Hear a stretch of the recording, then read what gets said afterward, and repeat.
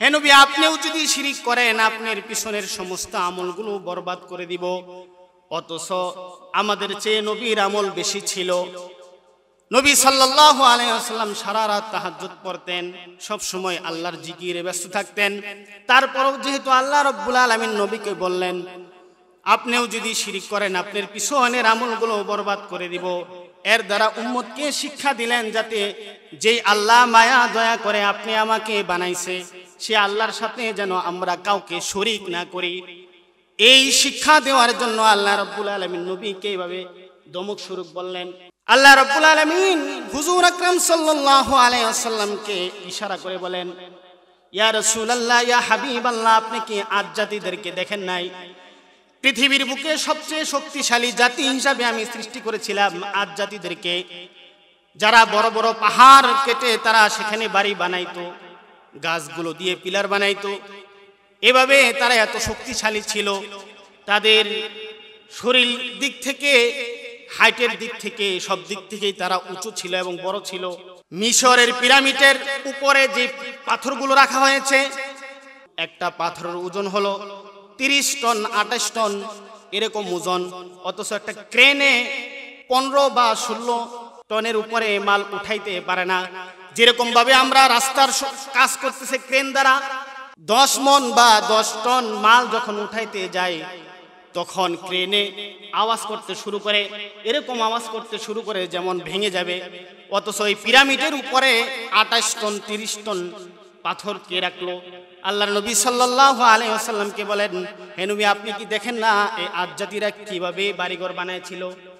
তাহলে বোঝা গেল কি এই আদ জাতিদেরকে আল্লাহ রাব্বুল আলামিন কত শক্তি দিয়েছিল, কিন্তু আল্লাহ তাদেরকে ধ্বংস করার কারণ কি? তারা আল্লাহর সাথে কি করেছিল? শিরিক করেছিল। আল্লাহ রাব্বুল আলামিন সুন্দর দেখে না, কে কালো কে সুন্দর এটা দেখে না। আল্লাহ রাব্বুল আলামিন দেখে মানুষের অন্তর। মানুষের অন্তর যদি পবিত্র হয় সেই মানুষকে আল্লাহ রাব্বুল আলামিন উঁচু মাকাম দান করেন। রাবিয়া বসরির ঘটনা আমরা জানি। একজন আল্লাহর ওলি ছিলেন, মহিলা ওলি। তিনি সারা রাত আল্লাহর ইবাদত করতেন। তিনি একজন যুবতী মহিলা ছিলেন। তিনি প্রত্যেক দিন গোসল করতেন। গোসল করার পর তার স্বামীর কাছে গিয়ে বলতেন, ওগো আমার প্রাণের স্বামী, তোমার আজকে কি আমার কোনো প্রয়োজন আছে কিনা? তার স্বামী যদি বলতো না, আজকে তোমার কোনো প্রয়োজন নাই, সে আল্লাহ রাব্বুল আলামিনের প্রেমের মধ্যে মশগুল হয়ে যাইতেন। যাই নামাজ বিছায়া তিনি নামাজ শুরু করতেন। এভাবে আল্লাহর ইবাদতে সবসময় তিনি মশগুল থাকতেন। হঠাৎ করে একদিন তিনার যৌবন থাকা অবস্থায় তিনার স্বামী ইন্তেকাল করে মারা যায়। হাসান বসরি রহমাতুল্লাহ আলাইহি শুনতে পারে রাবিয়া বসরির স্বামী ইন্তেকাল করেছে, মারা গিয়েছে। তিনি বিবাহর পয়গাম পাঠায়, বলে, ও রাবিয়া বসরি, তুমি কি আমাকে বিবাহ করতে চাও কিনা? রাবিয়া বসরি বলল, আপনি যদি আমার 4টা প্রশ্নের উত্তর দিতে পারেন তাহলে আপনাকে আমি বিবাহ করব। 4টা প্রশ্ন কি? 1 নম্বর প্রশ্ন করলেন, আমি জান্নাতি না জাহান্নামী, এই কথাটা কি আপনি বলতে পারবেন কিনা? 2 নম্বর প্রশ্ন করলেন, আমার আমলনামা ডান হাতে দেওয়া হবে নাকি বাম হাতে দেওয়া হবে? 3 নম্বর প্রশ্ন করলেন, যখন কিয়ামতের ময়দানে আল্লাহ রাব্বুল আলামিন মিজানের পাল্লা কায়েম করবে, মিজানের পাল্লার ভিতরে আমার নেক আমল বাড়ি হবে নাকি বদ আমল বাড়ি হবে? 4 নম্বর প্রশ্ন করলেন, আমি যখন ফুল সিরাত পার হব সেই ফুল সিরাতের সময় আমি কি কেটে জাহান্নামের নিচে পড়ে যাব নাকি জান্নাতে প্রবেশ করতে পারবো? হাসান বসরি রহমাতুল্লাহ আলাইহি বললেন, এই কথার এই প্রশ্নের উত্তর তো আমি দিতে পারবো না, কারণ এই প্রশ্নের উত্তর আমার কাছে নাই। যে আল্লাহ তোমাকে আমাকে বানায়ছে সে আল্লাহ রাব্বুল আলামিন ভালো জানেন কে জান্নাতি কে জাহান্নামী, কার আমলনামা ডান হাতে দেওয়া হবে, কার আমলনামা বাম হাতে দেওয়া হবে, কে ফুল সিরাত পার হতে পারবে, কার আমলের নেকির পাল্লা বাড়ি হবে, কার বদের পাল্লা বাড়ি হবে, এটা আল্লাহ রাব্বুল আলামিন ছাড়া তো কেউ জানে না। রাবিয়া বসরি হাসান বসরি রহমাতুল্লাহি আলাইহিকে বললেন, তাহলে তুমি আমাকে জান্নাতের প্রস্তুতি নিতে দাও, আমাকে তুমি ডিস্টার্ব করিও না। এই কথা শোনার পর হাসান বসরি রহমাতুল্লাহি আলাইহি সেখান থেকে চলে গেলেন। আমরা জানি বেলাল রাদিয়াল্লাহু তাআলা আনহু তিনি যেভাবে কালো ছিলেন, রাবিয়া বসরিও সুন্দর ছিলেন না, কালো ছিলেন। গঠনগতভাবেও সুন্দর ছিলেন না, চেহারাগতভাবেও তিনি সুন্দর ছিলেন না। তেনাকে দেখলে সাধারণত পুরুষ যেরকম আকৃষ্ট হয় সেরকম আকৃষ্ট হতেন না। অথচ রাবিয়া বসরি তিনি আল্লাহর প্রেমে মশগুল হওয়ার কারণে আল্লাহ রাব্বুল আলামিন কিয়ামত পর্যন্ত তার নাম ইতিহাসের খাতার মধ্যে লিপিবদ্ধ করে দিয়েছে। বলেন সুবহানাল্লাহ। আল্লাহর প্রেমে মগ্ন হলে কি লাভ? বেলাল রাদিয়াল্লাহু তাআলা আনহু একটা নগণ্য গোলাম ছিলেন, যার কোনো বাবা নাই মা নাই। তিনার ঠোঁটগুলো ছিল মোটা, তিনি দেখতে অনেক কালো ছিলেন। মক্কার এক ইহুদির গোলাম ছিলেন তিনি। যখন সেই ইসলাম গ্রহণ করলেন, তার মালিকই বলল যে তুমি ইসলাম ত্যাগ করতে হবে। বেলাল রাদিয়াল্লাহু তাআলা আনহু বললেন, আমি দুনিয়ার সব কিছু ত্যাগ করতে পারি, কিন্তু ইসলামকে আমি ত্যাগ করতে পারবো না। বেলাল রাদিয়াল্লাহু তাআলা আনহু এই প্রশ্ন শুনিয়া তার ইহুদি মালিক তাকে কষ্ট দেওয়া শুরু করলো, জুলুম করতে শুরু করলো, জ্বালাতন করতে শুরু করলো। তাকে মরুভূমির ভালুর উপরে শোয়ায় রাখতো, যেই বালুর ভিতরে একটা ডিম ছেড়ে দিলে সাথে সাথে হয়ে যায়, এরকম গরম বালুর উপর তাকে শোয়ায় রাখতো। এরকম পাথর, গরম পাথর তার বুকের উপর দেয়া হতো, যেই গরম পাথর উপর কোনো ডিম ছাড়া হলে সাথে সাথে সেটা বোনা হয়ে যায়। এরকম গরম পাথর বেলাল রাদিয়াল্লাহু তাআলা আনহুর সিনার উপর রেখে দেওয়া হতো। শুধু তার কি দোষ ছিল সে শিরিক করবে না, এক আল্লাহকে ডাকার কারণে তাকে শাস্তি দেওয়া হয়েছে। বেলাল রাদিয়াল্লাহু তাআলা আনহু সুন্দর ছিলেন না। নবী করিম সাল্লাল্লাহু আলাইহি ওয়াসাল্লাম যখন মেরাজে গেলেন, গিয়ে দেখলেন জান্নাতের ভিতরে একজন লোক রাসূল আকরাম সাল্লাল্লাহু আলাইহি ওয়াসাল্লামের সামনে হাঁটতেছে। রাসূল আকরাম সাল্লাল্লাহু আলাইহি ওয়াসাল্লাম আশ্চর্য হয়ে গেলেন, বললেন, জিবরাইল, আমার সামনে আবার কে হাঁটে? আমি হলাম শেষ নবী, আমার সামনে আবার কে হাঁটতেছে? জিবরাইল আলাইহিস সালাম বললেন, ওগো আল্লাহর নবী, আপনার সামনে হাঁটতেছে আপনার সাহাবী বেলাল রাদিয়াল্লাহু তাআলা আনহু। বলেন সুবহানাল্লাহ। তার কি গুণ থাকার কারণে এরকম হয়েছে? শুধু এক আল্লাহর সাথে কাউকে শরীক না করার কারণে আল্লাহ রাব্বুল আলামিন তার মর্যাদা এত বৃদ্ধি করে দিয়েছে। রাসূল আকরাম সাল্লাল্লাহু আলাইহি ওয়াসাল্লাম যখন দুনিয়াতে আসলেন, আসার পর জিজ্ঞাসা করলেন, ওগো বেলাল, তুমি কি আমল করো যে আমল করার কারণে জান্নাতের ভিতরে তুমি আমার সামনে হাঁটতেছিলে? বেলাল রাদিয়াল্লাহু তাআলা আনহু বললেন, ওগো আল্লাহর নবী, আমার কোনো আমল নাই, আমি যখন মসজিদে ঢুকি 2 রাকাত করে নামাজ আদায় করি। বলেন সুবহানাল্লাহ। হুজুর আকরাম সাল্লাল্লাহু আলাইহি ওয়াসাল্লামের হাদিসের মাধ্যমে আরো অনেক ঘটনা পাওয়া যায়। একদিন বেলাল রাদিয়াল্লাহু তাআলা আনহু আযান দিলেন না, অন্য একদিন সাহাবী আযান দিলেন। সুবহ সাদিক হয় না, রাসূল আকরাম সাল্লাল্লাহু আলাইহি ওয়াসাল্লামের কাছে জিবরাইল আসলেন, আসিয়া বললেন, ওগো আল্লাহর নবী, আজকে কি বেলাল আযান দেয় নাই? আজকে তো আল্লাহর আরশে আযান ফজরের পৌঁছাই নাই। আল্লাহর নবী সাল্লাল্লাহু আলাইহি ওয়াসাল্লাম বলেন, আজকে বেলাল আযান দেয় নাই, অন্য জনে আযান দিয়েছে। জিবরাইল আলাইহিস সালাম বললেন, বেলাল আযান না দিলে আল্লাহর আরশ পর্যন্ত আযান পৌঁছে না। হুজুর আকরাম সাল্লাল্লাহু আলাইহি ওয়াসাল্লাম বেলাল রাদিয়াল্লাহু তাআলা আনহুকে বললেন, ওগো বেলাল, যাও আবার তুমি পুনরায় আযান দাও। বেলাল রাদিয়াল্লাহু তাআলা আনহু পুনরায় আযান দিলেন। তারপর আল্লাহ রাব্বুল আলামিন সুবহ সাদিক করলেন, সকলেই ফজর নামাজ আদায় করলেন। এই বেলাল রাদিয়াল্লাহু তাআলা আনহু দেখতে সুন্দর ছিলেন না, কিন্তু আল্লাহর সাথে সম্পর্ক ভালো থাকার কারণে আল্লাহ রাব্বুল আলামিন তাকে এত ইসলামের দিক থেকে সব দিক থেকেই আল্লাহ রাব্বুল আলামিন তার মর্যাদা বৃদ্ধি করে দিয়েছিলেন। নূহ আলাইহিস সালাম 950 বছর দাওয়াত দিলেন। 950 বছর দাওয়াত দেওয়ার পর তার উম্মতটা ইসলাম গ্রহণ করে না। তারা মূর্তি পূজার মধ্যে ব্যস্ত থাকে, শিরিক করে। মাত্র 80 জন মানুষ তারা ইসলাম গ্রহণ করলো। নূহ আলাইহিস সালামকে আল্লাহ রাব্বুল আলামিন জানাই দিলেন, ওগো নূহ, তোমার উম্মত আর কেউ ইসলাম গ্রহণ করবে না। এই কথা শোনার পর নূহ আলাইহিস সালাম আল্লাহর কাছে দোয়া করলেন, ওগো আল্লাহ, তাহলে আমার উম্মতকে তুমি ধ্বংস করে দাও। আল্লাহ রাব্বুল আলামিন বললেন, তুমি 3 তলা বিশিষ্ট তুমি জাহাজ বানাও, নৌকা বানাও। 3 তলা বিশিষ্ট নূহ আলাইহিস সালাম একটা নৌকা বানাইলেন। আল্লাহ রাব্বুল আলামিন হুকুম দিলেন, নিচ তলার ভিতরে হিংস্র প্রাণীগুলোকে রাখবা, 2 তলার উপরে যেগুলো হিংস্র নয়, গবাদি পশু তাদেরকে রাখবা, 3 তলার উপরে রাখবা মানুষদেরকে। নূহ আলাইহিস সালাম তার উম্মতকে জানাইলেন যে, হে আমার উম্মত, আল্লাহর আযাব অতি নিকটেই তোমাদের জন্য অপেক্ষা করতেছে। তারা বলে, মোল্লা আবার কয় কি আযাব বলে আসবে। কি কয়? এখনো অনেক মানুষ আছে হুজুরা যখন জান্নাত জাহান্নামের কথা কয়, আর হুজুর এগুলো কয় জান্নাত জাহান্নাম বলতে কিচ্ছু নাই, এরকম বলে। কিন্তু এই কথাটা কত বড় পাপের মধ্যে শরীক হয়ে যায় এটা সে ধারণা করে না। এরকমও কথা আছে যে কথা বলার কারণে মানুষ ঈমান চলে যায়।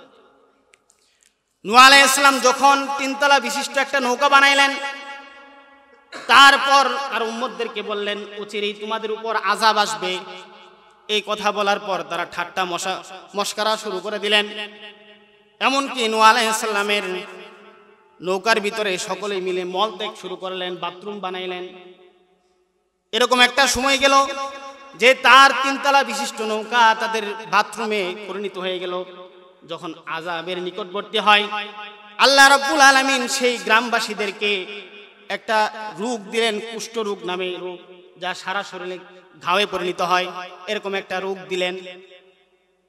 এক বৃদ্ধ মহিলা তিনি মল ত্যাগ করার জন্য যখন নূহ আলাইহিস সালামের কিস্তির উপর উঠলেন, পা পিছলে গিয়া কিছু ময়লার ভিতরে তার শরীর লাগার কারণে তার রোগ থেকে সে মুক্তি পেয়ে গেল। তখন তার কওমের কাছে গিয়ে বলল যে নূহ আলাইহিস সালামের কিস্তির ভিতরে পড়ার কারণে আমি সুস্থ হয়ে গিয়েছি। সকলেই দলাদলি করে দলে দলে নূহ আলাইহিস সালামের কিস্তির উপর উঠতে লাগলো এবং সেই মলকে নিজের শরীরে মাখাইতে লাগলো। এক সময় নূহ আলাইহিস সালামের কিস্তি পরিষ্কার হয়ে গেল। আল্লাহ রাব্বুল আলামিনের আযাব আসতেছে। এমন সময় আল্লাহ রাব্বুল আলামিন যেভাবে নির্দেশনা দিয়েছিল যে হিংস্র প্রাণীদেরকে নিচে এবং যারা গবাদি পশু তাদেরকে 2 তলার উপরে, আল্লাহ রাব্বুল আলামিন সর্বপ্রথম পিপিলিকাকে পাঠাইলেন। নূহ আলাইহিস সালাম অপেক্ষা করতেছেন। নূহ আলাইহিস সালাম বললেন, ওগো আল্লাহ, তুমি না কাকে পাঠাইবে, এখনো পাঠাও না কেন? আল্লাহ রাব্বুল আলামিন বলেন, নিচের দিকে তাকায় দেখো। নিচের দিকে তাকায় দেখে পিপিলিকা সিরিয়াল ধরে নূহ আলাইহিস সালামের কিস্তির ভিতরে উঠতেছে। নূহ আলাইহিস সালামের কিস্তির মধ্যে সর্বপ্রথম উঠছে কে? পিপিলিকা। 2 নাম্বার যখন সিংহ এবং বাঘ আসলো, আল্লাহ রাব্বুল আলামিন এদেরকে যখন পাঠাইলেন, নূহ আলাইহিস সালাম বললেন, এরা তো হিংস্র প্রাণী, অন্যান্য প্রাণীদেরকে হত্যা করে ফেলবে। আল্লাহ রাব্বুল আলামিন বললেন, ওগো নূহ, তুমি সিংহের মাথার উপর হাত দাও। সিংহের মাথার উপর যখন হাত দিলেন, দেখলেন সিংহের মাথা গরম। তখন আল্লাহ রাব্বুল আলামিন বললেন, আমি সিংহ এবং বাঘদেরকে প্রত্যেকটা প্রাণীর শরীরেই জ্বর দিয়ে দিয়েছি। পৃথিবীর বুকে সর্বপ্রথম যেই প্রাণীর জ্বর উঠেছে সেটা হলো সিংহ। কোন মানুষের সর্বপ্রথম জ্বর ওঠে নাই, সর্বপ্রথম জ্বর উঠেছে সিংহের মাথার মধ্যে। হ্যাঁ, তারপরে 3 নাম্বার কে উঠলো? মানুষদেরকে উঠানোর পর আল্লাহ রাব্বুল আলামিন নূহ আলাইহিস সালাম জাতিকে ধ্বংস করে দিলেন। কেন ধ্বংস করলেন? নূহ আলাইহিস সালামের জাতিকে এই জন্য ধ্বংস করলেন, তারা আল্লাহর সাথে কি করত? শিরিক করত। শিরিক করার কারণে আল্লাহ রাব্বুল আলামিন তাদের কি করে দিলেন? ধ্বংস করে দিলেন। 2 নাম্বার হলো জাদু করা। আল্লাহর নবী সাল্লাল্লাহু আলাইহি ওয়াসাল্লাম বলেন, যে জাদু করে তার পিছনের সমস্ত আমলগুলো বরবাদ করে দেয়া হয়। তার পিছনের সমস্ত আমলগুলো বরবাদ করে দেয়া হয়। এবং হুজুর আকরাম সাল্লাল্লাহু আলাইহি ওয়াসাল্লাম বলছে, জাদুঘরের কাছেও যাতে তোমরা না যাও এবং জাদু শিখবে না। রাসূল আকরাম সাল্লাল্লাহু আলাইহি ওয়াসাল্লাম হারাম করে দিয়েছেন। 3 নাম্বার হলো অন্যায়ভাবে কোনো প্রাণীকে হত্যা করা। কোনো প্রাণীকে অন্যায়ভাবে হত্যা করা রাসূল আকরাম সাল্লাল্লাহু আলাইহি ওয়াসাল্লাম নিষেধ করেছেন। এমনকি চড়ুই পাখি এর চেয়ে নিচেও ছোট যে ধরনের প্রাণী আছে এদেরকেও হত্যা করা রাসূল আকরাম সাল্লাল্লাহু আলাইহি ওয়াসাল্লাম নিষেধ করেছেন। রাসূল আকরাম সাল্লাল্লাহু আলাইহি ওয়াসাল্লাম বলেন, যদি চড়ুই পাখিও কেউ অন্যায়ভাবে হত্যা করে তাহলে আল্লাহ রাব্বুল আলামিন কিয়ামতের ময়দানে তাদেরকে আসামির কাঠগড়ায় দাঁড় করাবে। রাসূল আকরাম সাল্লাল্লাহু আলাইহি ওয়াসাল্লাম সাহাবীদের একটা গ্রুপ নিয়ে যাইতেছে, দেখলো একটা উটের দিকে তাকাইলো। উটের পেট এবং পিঠ দুটোটা লাগিয়ে গিয়েছে। রাসূল আকরাম সাল্লাল্লাহু আলাইহি ওয়াসাল্লাম বললেন, ও আমার সাহাবীরা, এই প্রাণীদের বদ্ধ হতে তোমরা ভয় করো। এই প্রাণীদের বদ্ধ হতে তোমরা ভয় করো। এই প্রাণী যে আল্লাহ বানাইছে তোমাদেরকেও সেই আল্লাহ বানাইছে। চাইলে আল্লাহ রাব্বুল আলামিন তোমাদেরকেও এই প্রাণী বানাইতে পারতো। রাসূল আকরাম সাল্লাল্লাহু আলাইহি ওয়াসাল্লাম আরো বলেন, জাফর রাদিয়াল্লাহু তাআলা আনহু থেকে বর্ণিত, জাফর রাদিয়াল্লাহু তাআলা আনহু বলেন, রাসূল আকরাম সাল্লাল্লাহু আলাইহি ওয়াসাল্লাম একটা খচ্চরের উপর উঠলেন, আমাকে পিছনে বসাইলেন, তিনি সামনে বসলেন। সামনে যখন অগ্রসর হইতেছিল হঠাৎ করে তিনার ইস্তেনজার প্রয়োজন হলো। তিনি চিন্তা করলেন যে কোন জায়গায় ইস্তেঞ্জা করা যায়। রাসূল আকরাম সাল্লাল্লাহু আলাইহি ওয়াসাল্লামের স্বভাব ছিল কোনো উঁচু জায়গা অথবা জঙ্গল এগুলোর ভিতরে গিয়ে তিনি প্রস্রাব করতেন, পায়খানা করতেন। কারণ যেই জায়গায় মানুষ চলাচল কম সেই জায়গায় তিনি মলত্যাগ করতেন, প্রস্রাব করতেন। রাসূল আকরাম সাল্লাল্লাহু আলাইহি ওয়াসাল্লাম একজন আনসারীর বাগানে প্রবেশ করলেন। আনসারীর বাগানে প্রবেশ করার পর রাসূল আকরাম সাল্লাল্লাহু আলাইহি ওয়াসাল্লাম যখন ইস্তেঞ্জা সারলেন, দেখলো একটা উট তার দিকে তাকায়া কান্না করতেছে। রাসূল আকরাম সাল্লাল্লাহু আলাইহি ওয়াসাল্লাম সামনের দিকে অগ্রসর হলেন। অগ্রসর হয়ে উটের ঘাড়ের উপর হাত বুলাইতে লাগলেন। আর রাসূল আকরাম সাল্লাল্লাহু আলাইহি ওয়াসাল্লামকে উট ইশারাতে বিছা দিল, বলল, ইয়া রাসূলুল্লাহ, এই মালিক, আমার যে মালিক, সে আমাকে ঠিক মতন খাওন দেয় না, আমার মাধ্যমে অনেক কাজ করায় নেয়। রাসূল আকরাম সাল্লাল্লাহু আলাইহি ওয়াসাল্লাম উটের দিকে ইশারা করে বলল যে এই উটের মালিককে। তখন একজন হাত উঠাইলো, বলল, ইয়া রাসূলুল্লাহ, এই উটের মালিক হলাম আমি। তখন রাসূল আকরাম সাল্লাল্লাহু আলাইহি ওয়াসাল্লাম তাকে কাছে ডাকলেন, ডাকিয়ে বললেন, এই উটের বদ্ধ হতে তুমি আল্লাহকে ভয় করো। যেই আল্লাহ এই উট বানাইছে, এই উট বানায়া তোমার কাজের ভিতরে তাবে করে দিয়েছে, সে আল্লাহ পারতো এই উটকে মালিক বানায়া তোমাকে উট বানানোর জন্য। রাসূল সাল্লাল্লাহু আলাইহি ওয়াসাল্লামের কথা বুঝতে পারলেন না। রাসূল আকরাম সাল্লাল্লাহু আলাইহি ওয়াসাল্লাম বললেন, এই উট আমার কাছে বিচার দিয়েছে, তুমি নাকি তাকে অনেক কষ্ট দাও, ঠিক মতন খাবার দাও না। রাসূল আকরাম সাল্লাল্লাহু আলাইহি ওয়াসাল্লাম আরো বললেন যে যখন তোমরা উট বা কোনো প্রাণীর মাধ্যমে সফর করো তখন তাদেরকে বিশ্রামের ব্যবস্থা করে দাও। অনেকক্ষণ সফর করার পর তাদেরকে বিশ্রামের ব্যবস্থা করো, খানা দানার ব্যবস্থা করো। কারণ এই উটেও বদদুয়া করে মালিকের জন্য। রাসূল আকরাম সাল্লাল্লাহু আলাইহি ওয়াসাল্লাম প্রাণীর দিকে এত মায়াবী ছিলেন, দয়ালু ছিলেন। তাহলে অন্যায়ভাবে যদি কোনো মানুষ কাউকে হত্যা করে, আল্লাহ রাব্বুল আলামিন তার পিছনের সমস্ত আমলগুলো বরবাদ করে দেয়। 5 নাম্বার হলো এতিমের মাল যদি কেউ বক্ষণ করে, আল্লাহ রাব্বুল আলামিন তার পিছনের সমস্ত নেক আমলগুলো বরবাদ করে দেয়। আল্লাহ রাব্বুল আলামিন বলেন, ইন্নাল্লাযীনা ইয়াকুলুনা আমওয়ালাল ইয়াতামা যুলমান ইন্নামা ইয়াকুলুনা ফি বুতুনিহিম নারা।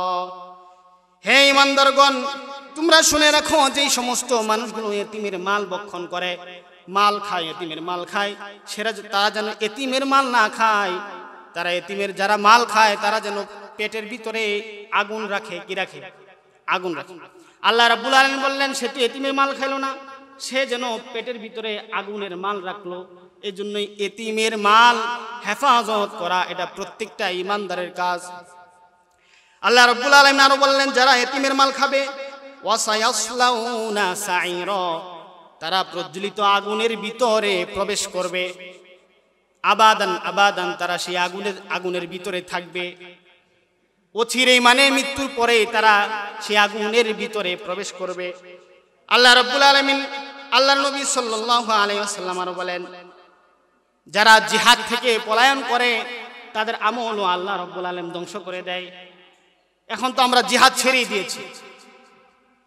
আল্লাহ রাব্বুল আলামিন বলেন, যারা জিহাদ থেকে পলায়ন করে তাদের আমল আমি ধ্বংস করে দেই। আল্লাহর নবী সাল্লাল্লাহু আলাইহি ওয়াসাল্লাম জানায় দিলেন, জিহাদ থেকে পলায়ন করা যাবে না। হুজুর আকরাম সাল্লাল্লাহু আলাইহি ওয়াসাল্লাম আরো বলেন, যারা জিহাদ থেকে পলায়ন করবে তারা মুনাফিকের খাতার মধ্যে নাম লেখাবে। রাসূল আকরাম সাল্লাল্লাহু আলাইহি ওয়াসাল্লাম বলেন, তোমরা যখন জিহাদ ছেড়ে দিবা, তোমরা হলো সিংহের জাতি, মুসলমান হলো সিংহের জাতি, তোমরা বিড়ালে পরিণত হবা যখন জিহাদ ছেড়ে দিবা। জিহাদ ছেড়ে দেওয়ার অন্যতম কারণ হলো আমরা দুনিয়ার লোভ, টাকা পয়সার লোভ, নারীর লোভ বেশি হওয়ার কারণে আমরা জিহাদ ছেড়ে দিব। মৃত্যুকে ভয় পাবো। কাফের মুশরিক মৃত্যুকে ভয় পাইতে পারে, ঈমানদার কখনো মৃত্যুকে ভয় পাইতে পারে না। ঈমানদার কখনোই মৃত্যুকে ভয় পাইতে পারে না। হুজুর আকরাম সাল্লাল্লাহু আলাইহি ওয়াসাল্লামকে যখন মক্কা নগরীতে কাফেররা জ্বালাতন করত, হুজুর আকরাম সাল্লাল্লাহু আলাইহি ওয়াসাল্লাম জ্বালাতন সহ্য না করতে পেয়ে তিনি সফর করলেন মদিনার দিকে। মদিনায় যাওয়ার পর দুইজন শিশু বাচ্চা হুজুর আকরাম সাল্লাল্লাহু আলাইহি ওয়াসাল্লামকে দেখার জন্য আসলেন। হুজুর আকরাম সাল্লাল্লাহু আলাইহি ওয়াসাল্লামকে বললেন, ওগো আল্লাহর নবী, আপনাকে মক্কাতে বেশি কে কষ্ট দিত? হুজুর আকরাম সাল্লাল্লাহু আলাইহি ওয়াসাল্লাম বললেন, মক্কাতে আমাকে বেশি আবু জাহেলে কষ্ট দিয়েছে। মক্কা নগরীতে বেশি আমাকে কষ্ট দিয়েছে আবু জাহেল আমাকে বেশি কষ্ট দিয়েছে। তারা দুই ভাইয়ের নাম, একজনের নাম হলো মুআজ আর একজনের নাম হলো মুআইজ। যে আবু জাহেলকে যদি কোনোদিন সুযোগ পায়, আবু জাহেলকে আমি হত্যা করব, এই কথা বলতেছে আর রাস্তা দিয়ে যাইতেছে। কিছুদিন পর রমজান মাসের ভিতরে বদর যুদ্ধ কায়েম হলো। আল্লাহ রাব্বুল আলামিন হুজুর আকরাম সাল্লাল্লাহু আলাইহি ওয়াসাল্লামকে জানাই দিলেন, মক্কার কাফেররা তোমাকে ধ্বংস করার জন্য তারা প্রস্তুতি নিতেছে। রাসূল আকরাম সাল্লাল্লাহু আলাইহি ওয়াসাল্লাম প্রস্তুতি নিলেন। 313 জন সাহাবীকে তিনি প্রস্তুত করলেন। 313 জন সাহাবীকে তিনি প্রস্তুত করলেন। প্রস্তুত করে জিহাদের ময়দানে নিয়ে গেলেন। আল্লাহ রাব্বুল আলামিনকে জানাই দিলেন, ওগো আল্লাহ, আমার সারা জীবনের ফসল হলো এই 313 জন। ওগো আল্লাহ, সারা জীবনের ফসল আমার এই 313 জন। আল্লাহ রাব্বুল আলামিন বললেন জিবরাইল আলাইহিস সালামকে, ওগো জিবরাইল, যাও আমার নবীকে একটু সান্ত্বনা দিয়ে আসো। জিবরাইল আলাইহিস সালাম হুজুর আকরাম সাল্লাল্লাহু আলাইহি ওয়াসাল্লামের কাছে আসলেন। আসিয়া বললেন, ওগো আল্লাহর নবী, কোনো চিন্তার কারণ নাই। আল্লাহ রাব্বুল আলামিন 7000 ফেরেশতাকে আপনার পক্ষে সৈনিক হিসাবে এই যুদ্ধের ময়দানে প্রেরণ করেছে। বলেন সুবহানাল্লাহ। জিবরাইল আলাইহিস সালাম আরো বললেন, ওগো আল্লাহর নবী, 4000 এই যুদ্ধের মধ্যে অংশগ্রহণ করবে, আর 3000 আল্লাহ রাব্বুল আলামিন ইষ্টকে থাকতে বলেছেন। 3000 ইষ্টকে আছে। রাসূল আকরাম সাল্লাল্লাহু আলাইহি ওয়াসাল্লাম মুস্কি হাসি দিলেন। এদিকে মুআজ শুনতে পারলো রাসূল আকরাম সাল্লাল্লাহু আলাইহি ওয়াসাল্লাম বদরের যুদ্ধে গিয়েছে। তখন মুআজ তার মায়ের কাছে গেলেন দৌড়ে। গিয়ে দেখে তার মা কান্না করতেছে। বলল, মা কান্না করো কেন? কিছুদিন হয় তোর বাবা মারা গিয়েছে, ঘরের ভিতরে অভাব অনটন, এই জন্যই কান্না করতেছি। বলল, ওগো মা, আমাদেরকে অনুমতি দেন, আমরা জিহাদের ময়দানে অবতরণ করব। তার মা বলল, তোমরা শিশু বাচ্চা, একজনের 10 বছর আর একজনের 8 বছর, তোমরা কিভাবে জিহাদের ময়দানে এই পালোয়ানের সাথে তোমরা জিহাদ করবা? তার মায়ের কথা শুনিয়া বলল, আল্লাহর চেয়ে শক্তি আর কারো নাই। যে আল্লাহর উপর ঈমান আনেছি, সেই আল্লাহ পৃথিবীর মানুষ, পৃথিবীর সমস্ত কিছুর চেয়ে শক্তিশালী। এই দুইজন শিশু বাচ্চার ঈমান দেখে তার মা বলল, আমার পক্ষ থেকে অনুমতি দিয়ে দিলাম। রাসূল আকরাম সাল্লাল্লাহু আলাইহি ওয়াসাল্লাম অনুমতি দেয় কিনা যায় দেখো। রাসূল আকরাম সাল্লাল্লাহু আলাইহি ওয়াসাল্লামের কাছে তারা গেলেন। গিয়া বড় ভাই মুআজ বললেন, ইয়া রাসূলুল্লাহ, আমি জিহাদের ময়দানে অংশগ্রহণ করতে চাই। কারণ তাদের মনে তামান্না হলো আবু জাহেলকে আমরা যেভাবেই হোক হত্যা করব। বড়জন যখন রাসূল আকরাম সাল্লাল্লাহু আলাইহি ওয়াসাল্লামকে বললেন, রাসূল আকরাম সাল্লাল্লাহু আলাইহি ওয়াসাল্লাম বললেন, তোমরা শিশু বাচ্চা, তোমরা জিহাদ করতে পারবা না। এই কথা শোনার পর সে কান্না করে দিল।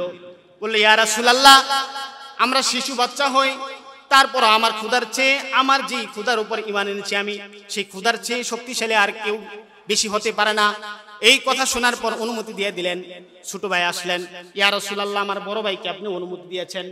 রাসূল আকরাম সাল্লাল্লাহু আলাইহি ওয়াসাল্লাম বললেন, তোমার বড় ভাই 10 বছর, তোমার বয়স হলো 8, তোমার চেয়ে 2 বছরের বড়, তার শক্তিও বেশি। তখন ছোট ভাই বলে, ইয়া রাসূলুল্লাহ, তার যদি শক্তি বেশি হয় তাহলে তার সাথে আমাকে কুস্তি লাগান।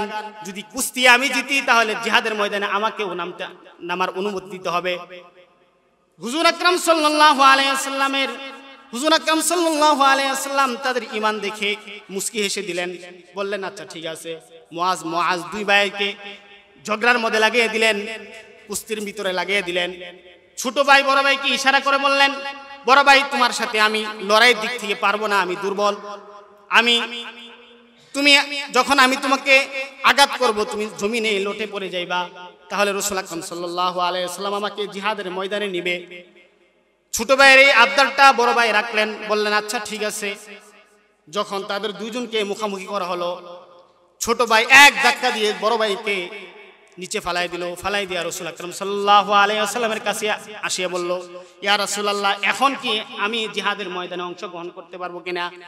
রাসূল আকরাম সাল্লাল্লাহু আলাইহি ওয়াসাল্লাম এই দুইজন মাসুম বাচ্চার ঈমান দেখে বলল, আচ্ছা ঠিক আছে, তোমরা জিহাদের ময়দানে অংশগ্রহণ করো। তখন তারা জিহাদের ময়দানে 2টা তলোয়ার নিয়ে অংশগ্রহণ করলেন এবং একজন সাহাবীকে বললেন যে এখানের মধ্যে আবু জাহেলকে, ওই সাহাবী আবু জাহেলকে ইঙ্গিত করে দেখাই দিলেন, ওই যে ঘোড়ার উপরে উঁচু মাথাটা দেখা যাইতেছে, এটাই হলো আবু জাহেল। 2 ভাই তীরের মতন ছুটলেন তলোয়ার নিয়ে। বড় ভাই গিয়ে ঘোড়ার পায়ের ভিতরে আঘাত করলেন। আঘাত করার সাথে সাথে যখন আবু জাহেল জমিনে লটে পড়ে গেল, ছোট ভাই মাথার দিক থেকে আঘাত শুরু করলেন। অল্প সময়ের মধ্যেই আবু জাহেলকে জাহান্নামের টিকিট কাটায় দিলেন। বলেন সুবহানাল্লাহ।